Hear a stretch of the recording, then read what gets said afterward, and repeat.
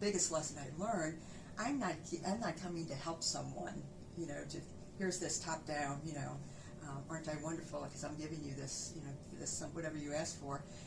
But it's just this realization that, yes, we might be in geographical differences, we might be economically different,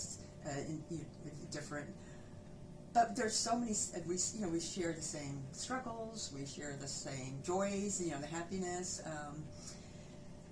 So, I think that's pretty much what, in a nutshell, is St. Vincent de Paul at our conference. Yes, we help someone with their need, but we also try to help them with maybe isolation that they're suffering, or just listening to them and sort of bringing them into, hey, we're all part of the same community, and you've helped me too, because then thank you for sharing your story and also reminding me that I don't live separately either. Like we might have different zip codes, but as they say, the ripple effects are felt all over. And I think probably a long way of answering what you do, but there's just a lot more than what the mission states for St.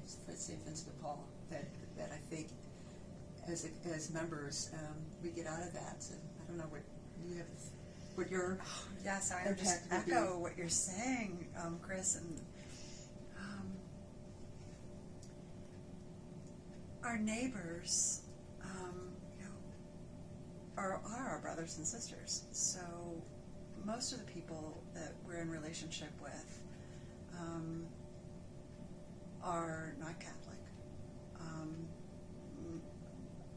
Most of our neighbors are African American. There's a tension there. We begin to ask, not about the Catholic part, but more about, the economic differences. There's a tension, and we begin to ask questions, and we begin to reflect, how has this come to be? That a large number of our people living right within our parish neighborhood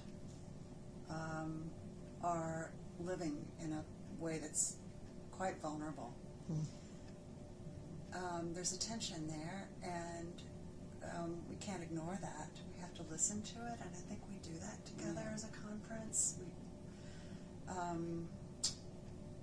And as you were saying earlier, Chris, that Richard Rohr speaks of this tension, that we enter into that tension, and that Jesus enters into that tension with us. And it's a place of love and communion. I also we just also wanted to share how our founder, Blessed Frederick Ozanam, was inspired by St. Vincent de Paul, who really lived 200 years earlier. And Frederick Ozanam lived in the similar social conditions that we're finding ourselves in today, where there was a large gap between the wealthy and the poor.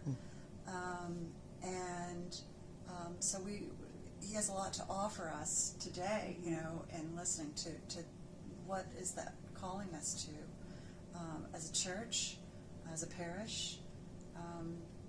Pope Francis is calling us into looking again at the Acts of the Apostles, sharing among each other, with one another, sharing our resources, sharing our gifts, listening, dialogue. And Frederick Ozanam did this as a college student. I love that we're right next to St. Louis University, or we're part of St. Louis University. We're really a university parish. And as a college student, he, a very respected academic too, he went on to become, he asks those questions. He looks around, which we're being called to do too. We look around what's happening around us in the reality of our lives, like St. Ignatius teaches us to do too.